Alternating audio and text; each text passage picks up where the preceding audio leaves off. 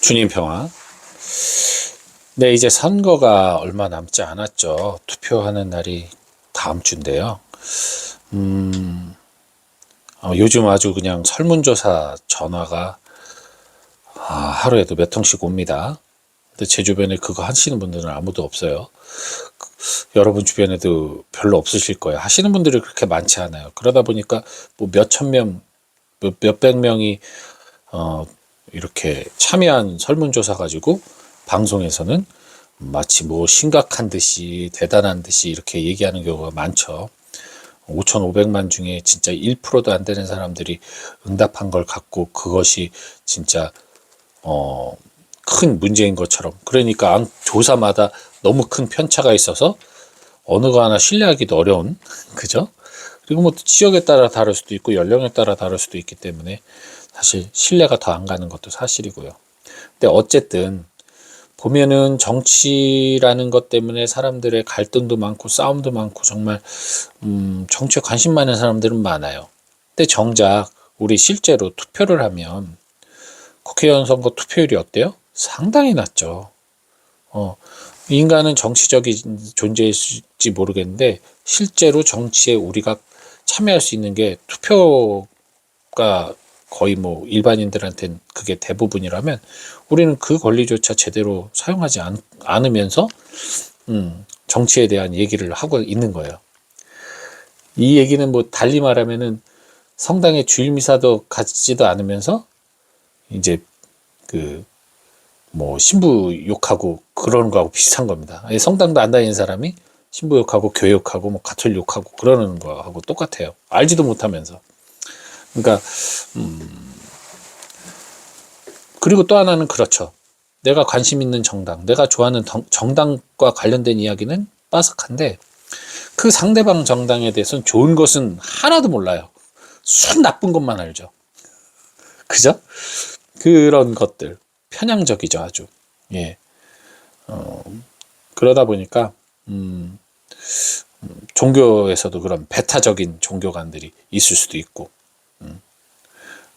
예수님께서는 자신을 십자가에 못 박은 사람들을 용서해달라고 그랬어요. 그들은 잘 몰라서 그렇다고.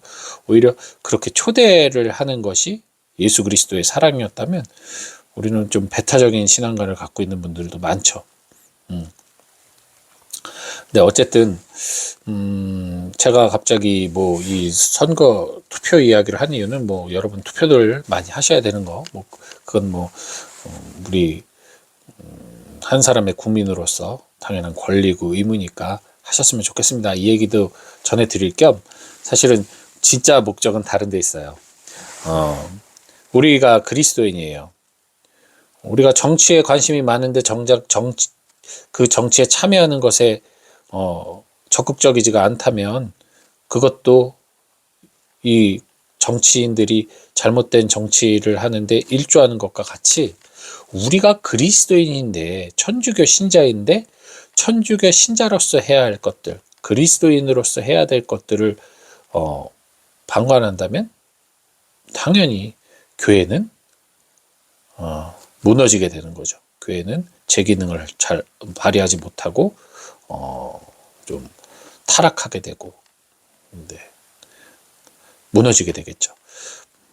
뭐 외적으로는 뭐 당연히 뭐 미사 참례 잘하고 교무금도 잘 내고 헌금도 잘하고 뭐 기도에도 잘 참석하고 뭐 이런 것들이 있을 수 있겠죠. 하지만 그것보다 더 중요한 것은 아까 말씀드린 것처럼 내가 정치 이야기를 그렇게 많이 하고 누가 좋네 나쁘네 뭐 평가도 다 하면서도 정작 내가 투표를 하지 않는다거나 정작 내가 한쪽에만 편을 드는 그런 편향된 정치색을 갖고 살아가면 결국 정치의 건전한 발전에 저해가 되듯 내가 그리스도인으로서 마땅히 해야 할 것들을 소리한다면 그 첫째가 뭡니까? 바로 사랑하는 거예요. 사랑하는 겁니다. 하느님을 사랑하고 이웃을 사랑하는 거. 이걸 소홀히 한다면 교회는 교회의 그 순기능을 발휘할 수 없어요. 두 번째, 이 사랑을 바탕으로 화해해야 돼요. 화해하지 않는다면, 이 끊임없이 갈등 속에만 머문다면 교회는 분열되고 말겠죠. 한쪽 편만 들게 되는 거니까. 그리고 세 번째로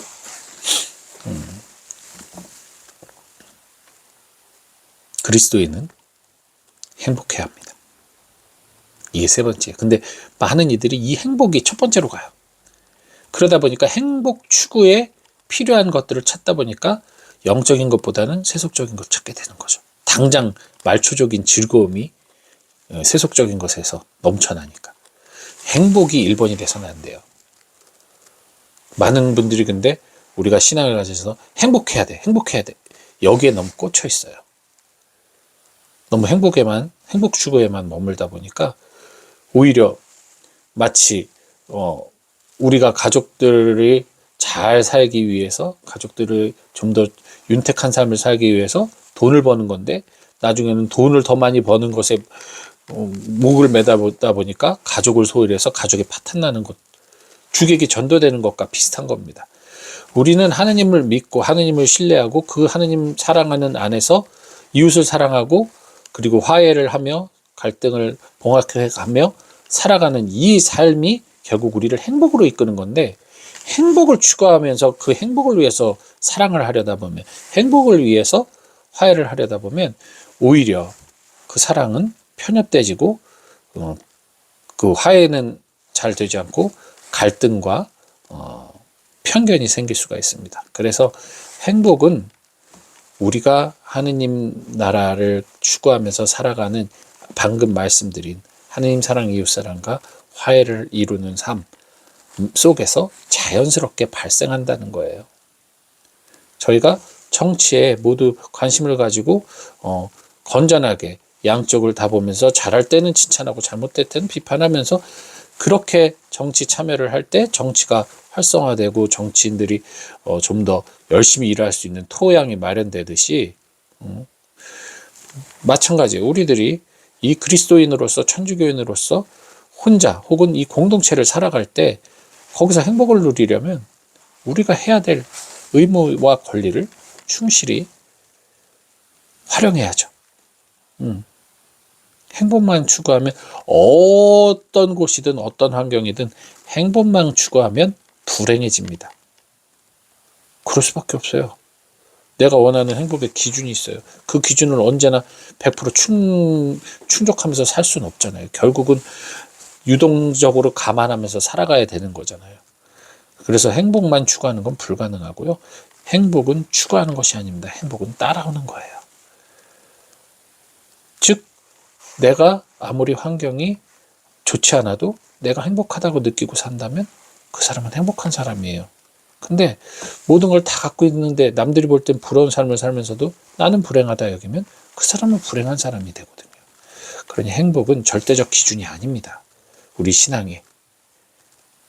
여러분에게 제가 행복하라고 하는 것은 여러분들이 그리스도인으로서 그리스도인다운 생각과 말과 행동을 하면서 살아가라는 이야기예요.